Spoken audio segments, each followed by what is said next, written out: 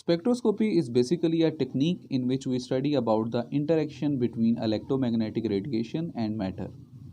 कि जब भी किसी इलेक्ट्रोमैग्नेटिक रेडिएशन को हम मैटर पे फॉल करते हैं तो किस तरह से वो मैटर उस रेडिएशन को ऑब्जॉर्ब कर रहा है या अमिट कर रहा है। इस पूरी के पूरे पैटर्न से हम उस मैटर के इंटरनल स्ट्रक्चर, उसकी प्रॉपर्टीज़ के बारे में डिटेल से एक्सप्लेनेशन दे सकते हैं। तो स्पेक्ट्रोस्कोपी बेसिकली करती क्या है कि इसमें हम किसी मैटर को एज अ सैंपल जिसकी डिटेल हमने जाननी हो, उसके ऊपर इलेक्ट्रोमैग्नेटिक रेडिएशन बीम को फॉल करवाते हैं और उसका एक ग्राफ प्लाट करवाते हैं इंटेंसिटी ऑफ लाइट और वेवलेंथ के रिस्पॉन्ड में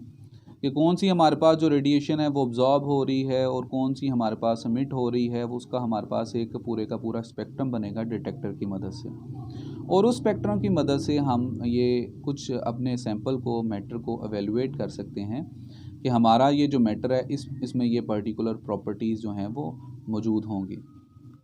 अब बेसिकली स्पेक्ट्रोस्कोपी है क्या, अगर इसकी डिफरेंट टेक्निक्स हैं, डिफरेंट टाइप्स हैं, लेकिन इसका जो बुनियादी कंसेप्ट है वो तकरीबन सबका सेम है।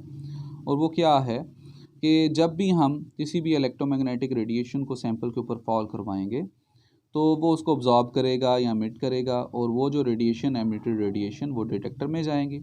अब ये जो हमारे पास एमिटेड रेडिएशन है जो डिटेक्टर में जा रही हैं, वो उस सैंपल के बारे में इंफॉर्मेशन हमें बता सकती हैं। किस तरह से? लेट्स सपोज हमारे पास ये जो इलेक्ट्रोमैग्नेटिक रेडिएशन है ये कोई हमारे पास कोई एक पूरे का पूरा एक स्पेक्ट्रम है, alpha, beta, gamma, ultra violet, x ray से लेके रेडियो वेव तक। रेडियो वेव की जो वेवलेंथ है वो सबसे ज़्यादा है, गामा रे की जो वेवलेंथ है वो सबसे कम है। अब होगा क्या, लेट्स सपोज एक एग्जांपल लेते हैं कि हमारे पास एक हमने रेडिएशन को फॉल करवाया है सैंपल के ऊपर, तो हमारे पास ये जो रेडिएशन है गामा रे, अल्फ़ा, बीटा सारी आ रही हैं, लेकिन वो सैंपल उसको कुछ भी ऑब्जॉर्ब नहीं कर रहा, और एज़ इट इज़ सारी की सारी जो रेडिएशन है वो डिटेक्टर की तरफ जा रही हैं। अब अगर हम इसकी वेवलेंथ और इंटेंसिटी ऑफ लाइट के दरमियान एक ग्राफ प्लाट करें तो हम देख रहे हैं कि हमारे पास एक स्ट्रेट लाइन आ रही है ग्राफ में, जो कि ये शो कर रही है कि सैंपल किसी भी रेडिएशन को ऑब्जॉर्ब नहीं कर रहा। चाहे हमने गामा फॉल करवाई, अल्ट्रा वायलेट, एक्सरे फॉल करवाई, हमारे पास इंटेंसिटी ऑफ लाइट के डिटेक्टर में एक स्ट्रेट लाइन आ रही है, मतलब कि इंटेंसिटी ऑफ लाइट में कोई भी कमी नहीं आ रही,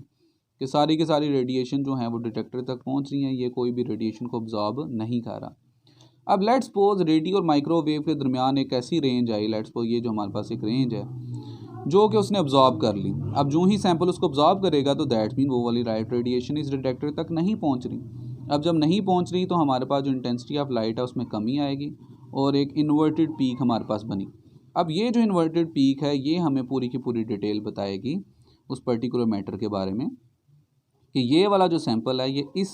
पीक के दौरान वाली जो रेंज है रेडिएशन की उसको ऑब्जॉर्ब कर रहा है। अब ये ऑब्जॉर्प्शन रेंज उस मैटर के बारे में हमें किस तरह से बता सकती है? बड़ा बेसिक सारा हमारे पास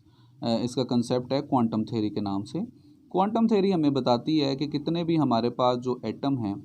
उसके इर्द गिर्द उसमें न्यूक्लियस और इलेक्ट्रॉन है। इलेक्ट्रॉन जो हैं वो एक फिक्स्ड एनर्जी लेवल में रिवॉल्व कर रहे हैं। अब अगर कोई भी इलेक्ट्रॉन लोअर स्टेट से हायर स्टेट में जाना चाहता है या हायर स्टेट से लोअर स्टेट में आना चाहता है तो वो फिक्स्ड अमाउंट की एनर्जी अब्जॉर्ब करेगा या फिक्स्ड अमाउंट की एनर्जी रिलीज़ करेगा। अब एक फिक्स्ड अमाउंट की एनर्जी है जो वो अब्जॉर्ब कर सकता है, जिस तरह के ये सैंपल ने सिर्फ एक फिक्स्ड अमाउंट की वेवलेंथ अब्जॉर्ब की। अब दैट्स मीन हमारे पास E = AC/लैम्डा होता है।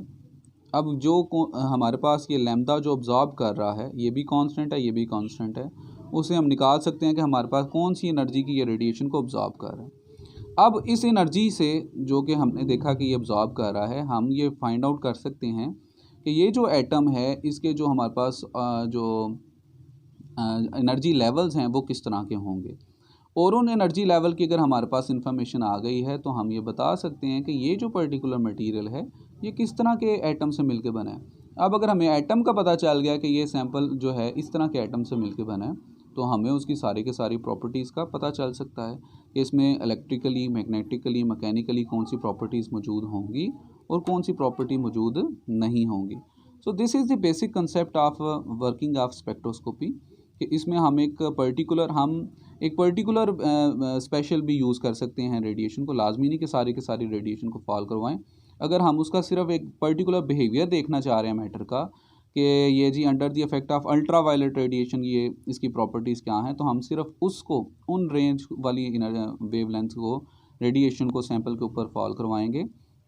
और इसी तरह डिटेक्टर में देखेंगे कि कौन सी रेडिएशन आ रही है और हमारे पास एक ग्राफ आएगा इंटेंसिटी ऑफ लाइट और वेवलेंथ का, जो ये बताएगा कि सैंपल जो है कौन सी रेडिएशन को अब्जॉर्ब कर रहा है या मिट कर रहा है, और उसके थ्रू हम उसका एटॉमिक एनर्जी लेवल जो है उसका एक स्ट्रक्चर बना सकते हैं। और अगर हमारे पास एटॉमिक एनर्जी लेवल आ गए तो हम उसकी जो सारी की सारी प्रॉपर्टीज़ हैं उसको भी आइडेंटिफाई कर सकते हैं। So this is the basic concept of spectroscopy in which we see the interaction between matter and electromagnetic radiation। और उनके इंटरेक्शन से हमने देखा कि किस तरह से अब्जॉर्प्शन और एमिशन का प्रोसेस होता है और वो किस तरह से हमारे पास जो है एक आउटपुट यूज़फुल आउटपुट जो है उस सैंपल के बारे में वो निकालने में हेल्प दे सकता है कि ये जो हमारे पास सैंपल है ये किस तरह के एटम से मिलकर बना है, और एटम की आइडेंटिफिकेशन होने के बाद हम ये बता सकते हैं कि इस मटीरियल के पास ये वाली प्रॉपर्टीज़ मौजूद होंगी और ये वाली प्रॉपर्टी मौजूद नहीं होंगी।